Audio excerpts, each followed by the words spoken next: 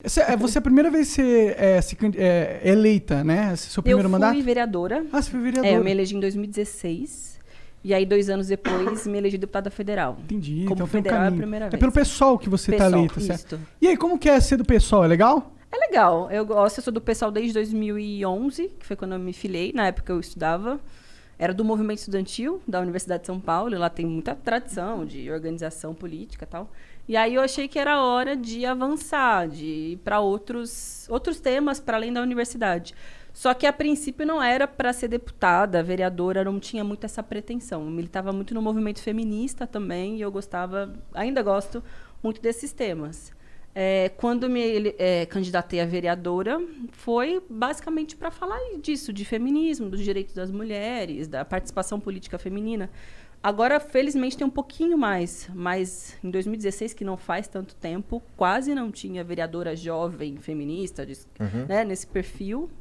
E aí agora tá crescendo, felizmente, mas foi meio... Enfim, aconteceu, assim, foi meio... Quem chegou em você? Chegaram em você? Não foi que chegar... No pessoal não tem muito essa prática do padrinho político que te estimula, te convida. Uhum. É um pouco assim, não é candidato quem quer, porque também não é essa várzea toda. Mas os filiados têm direito a se candidatarem. E geralmente tem um coletivo que constrói junto, tem um grupo de filiados.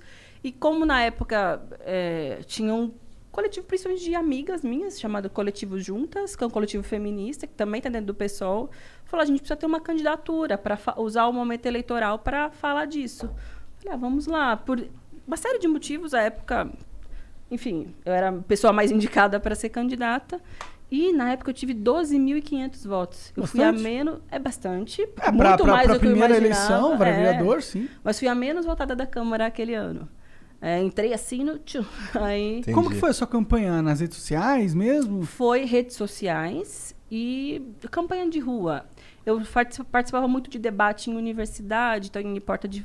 Que é o público mais... O perfil mais específico, né? Para também... Como a gente não tinha grana, estrutura de campanha, nem nada... Foi onde a base tava, era mais focada, uhum. Para não ficar aleatoriamente. Mas sempre era bom também escolher alguns lugares centrais da cidade, que é onde tem grande fluxo de pessoas, e elas acabam esparramando a campanha. E aí, em 2018, quando foi para federal, como eu já era um pouco mais conhecida, porque tinha um mandato já, coisas a apresentar, e a internet é muito doido, te leva em lugares que você nunca pisou o pé. Eu tive voto em todas as cidades do estado, que eu nem sei quais são, quem são essas pessoas, eu achei o máximo, mas assim, não sei. A internet elegeu o Trump, elegeu o Bolsonaro. Pois é, e hoje em dia, enfim, há importante. quem ainda não tem entendido, mas Pois a internet é muito importante. Muito importante. Sim, e pô, de vereador, você é vereador de São Paulo? São Paulo, capital. E pra deputado federal, esse federal, né? Isso. Pra deputado federal é um grande pulo, né? Eu cresci 20 vezes o número de votos, aí foi para 250 mil. Caralho, por que foi? O que você se lembra quando foi que a aconteceu? sexta mais votada, né? Fui, sexta da cidade, e do estado foi a oitava. Que foi assim, eu fiquei atrás de Eduardo Bolsonaro, também não, Zambelli ficou atrás. Era Joyce, que hoje em dia as duas mudaram de lugar ali na figura da bolsonarista. Né? Entendi. Era enfim, fiquei atrás desse povo. Mas eu acho que teve a ver, primeiro, assim, com um bom mandato de vereadora, porque se eu tivesse sido muito ruim, ninguém ia votar de novo e não ia crescer. Acho que tem a ver porque o Bolsonaro era o candidato a presidente. Então, pelo menos, tinha muito espaço para um perfil do extremo oposto. Não sei se você se lembra, teve uma onda de manifestações do ele não. Que até hoje, né? Claro que eu lembro, minha esposa foi, ainda levou minhas filhas. Eu gostaria que falasse agora o eles não. Eles não. Eles não. Mas era um pouco eles, não, mas é que o Bolsonaro é o símbolo de tudo isso aí.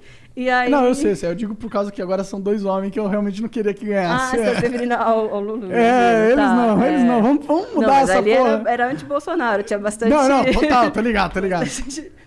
Lá era só anti-Bolsonaro. Era anti-Bolsonaro, era muito anti-Bolsonaro. Sim. E era muita mulher anti-Bolsonaro, então acho que acabei sendo, eu posso dizer, um fruto desse momento político, assim.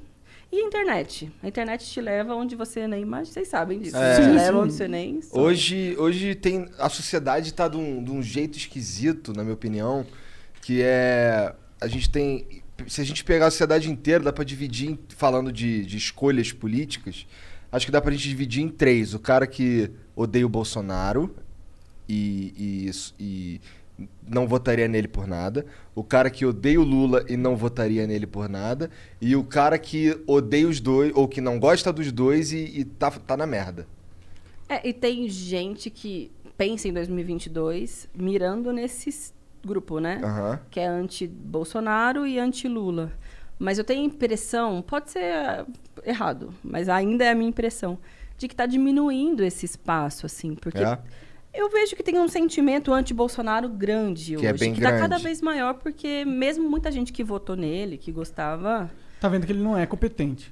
furada por muitos motivos e, enfim. O Tem Monark milhões de- votou nele e é puto com ele todo dia. Aí. Eu votei ele no segundo turno porque, sinceramente, eu não queria ver o PT de novo lá e o Bolsonaro era uma incógnita até aquele momento. Mas aí agora que eu sei o que ele vai fazer quando ele for presidente, porque ele é presidente há 2 anos já, eu sei que não... É que, tipo... Incógnita eu não sei, hein, Monarcão? Cara, era uma incógnita no sentido... Eu posso saber que o Bolsonaro não parecia ser o cara mais inteligente do mundo, mas como ele era um aventureiro político, sem uma base formada, sem laços muito fortes... Sem um esquema já colocado. Já sem muitas pautas que ele tinha que defender, a não ser a parte do armamento, não sei o quê. Ele era muito mais maleável na parte econômica do que o PT, na minha visão. Eu achava que... Eu sabia que provavelmente ia ser uma merda. Porque, porra, era o Bolsonaro, tá ligado? Não é como se eu tivesse muitas boas opções. Eu votei no Amoedo no primeiro turno, que hoje em dia eu também não acho que era uma boa opção tanto assim, tá ligado? Porque eu vi outros comportamentos dele, ele tem um comportamento de um político hegemônico que quer ser um próximo Bolsonaro, um próximo Lula, e eu quero me afastar um pouco disso. Mas, querendo ou não, era uma incógnita. Tipo, poderia ser ruim, mas eu não sei que nível de ruim ia ser, entendeu? Eu apostava que ia ser menos ruim do que se fosse o Haddad. Você não queria que fosse o Haddad, e aí como o cara tinha muita força... O que levou Bolsonaro. O que levou foi o sentimento anti-PT. Sim. Porque, cara, eu acho que tava chegando um momento que o PT tava consolidando o poder e a gente tava chegando num momento do Brasil onde não tinha mais tanto dinheiro para o PT usar para fomentar o poder, a esquema de estrutura de poder dele. Então eu tinha medo de quais seriam as soluções que o PT, ganhando de novo poder, se usaria para fomentar a própria base. Porque o PT ele tem umas operações meio escusas. Ele apoia grupos que são esquisitos, entendeu? Sei lá, só isso. Eu fiquei com medo, eu não queria ver isso de novo acontecer. Eu não quero até hoje, na verdade. Eu acho que teve muita gente que votou assim, que nem você, não por convicção, porque é fã do... Tem muito bolsonarista, gente que vai pra guerra, é soldado e tá ali da primeira hora. Mas teve muita gente que votou mais ou menos por isso. Tem variações, mas eu não quero votar no PT. Acho que dos males o menor, por algum motivo. Mas mesmo essas pessoas hoje, acho que algumas, não todas, né? Mas algumas considerariam votar no PT, que seja, ou... Eu concordo. Porque o sentimento anti-Bolsonaro agora tá grande também. Porque o Bolsonaro... Mas é um erro isso aí, na minha opinião. Tá bem? Não, eu não voto assim. Mas assim, as pessoas votam por muitos motivos. E que o cara tá fazendo tanta merda que é duro, né? O problema do Bolsonaro é que ele, como líder do país, ele tinha uma visão estratégica de que a vacina é necessária. E a gente só vai destravar a economia quando tiver a vacina pra todo mundo. E ele cagou pra isso. Como que você é o presidente da nação, o general máximo da porra toda, o comandante do exército, e você caga pra um recurso estratégico fundamental pro futuro da tua nação? Isso não é direita, isso não é esquerda, isso é um imbecil, Você porra. pode não estar preocupado com a vida das pessoas, achar que vacina... Mas que efetivamente ela vai fazer...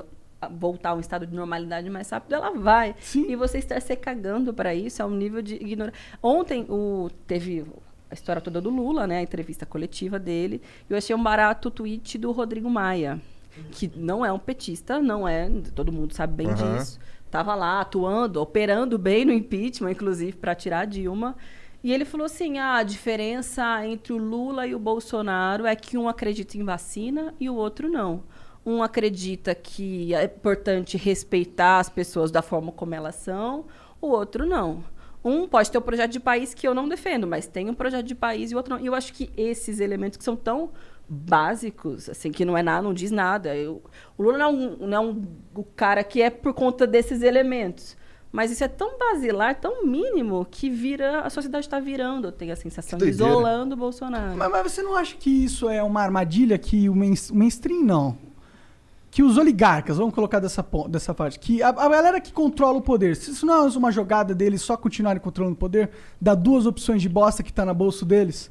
Eu acho que tem um setor da política tradicional, que é o centrão, basicamente, que no Congresso... Mas que não é só o centrão, né? Que tem empresário, tem banqueiro, tem muita gente com muita grana envolvida, que vai estar onde tiver pra mim, o centrão poder. é quem tem a grana, na verdade. Eu acho que o centrão também, é um grupo de pessoas que representam os poderosos. Representa quem é dono das empresas, dono das igrejas, donos das TVs. É que às vezes são eles mesmos que são os donos da grana. Ali todo mundo tem grana, que é deputado federal, né, gente? Sim. É acima da média do restante da população. E tem uns que são outras coisas além de deputado federal, grandes empresários. Mas tem uns que estão ali financiados, patrocinados por gente ainda mais podre de rica e poderosa. Que eu e acho aí que é a vira maioria deles, poluio. inclusive. E esses caras vão estar onde tiver governo. Vão dar, assim, o PP, o Arthur Lira, que hoje é o cara do Bolsonaro na Câmara, comanda, barará. Ele também esteve na base do Lula, da Dilma. Então, assim, esses caras vão estar onde tem poder. E eu acho que tem um elemento do mainstream, como você disse. Já que tem um sentimento da sociedade que está se virando para esse cara, vou já ir botando as minhas malinhas ali. Que se tiver um ministério, estamos dentro. Mas, quando se refere... É isso que me tira do sério no nosso sistema político, que, porra, a minha sensação, eu fico olhando aquilo ali e fico assim, caralho, um teatro de merda, que eu ainda pago caro pra acontecer.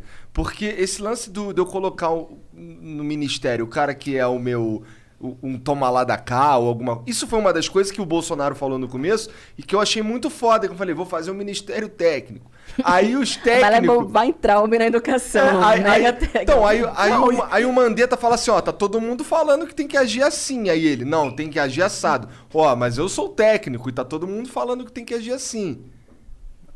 Então sai aí, vamos botar um cara que pensa que nem eu. Aí é foda. E outra, entendeu? Se ele colocou o Mandetta porque ele era técnico, e aí quando a tecnicidade do Mandetta chegou na equação ali, foi isso que pesou pro lado ao contrário, tem um erro no discurso do Bolsonaro aí. Foi por isso que muita gente se decepcionou com o cara também.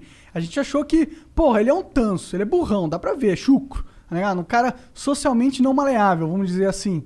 Porém, porra, vai que ele é chucrão ao ponto de ficar batendo a cabeça e só realmente colocar pessoas que ele acredita e pessoas que são sérias e honestas. Só que aí sai o Mandetta, aí depois sai o Moro, aí depois o Paulo Guedes é um vagalume que não pisca mais, entendeu? Aí você vai falando, opa, o que ele falou e o que ele tá fazendo são coisas totalmente diferentes. E o pior de tudo é que ele fica culpando o sistema.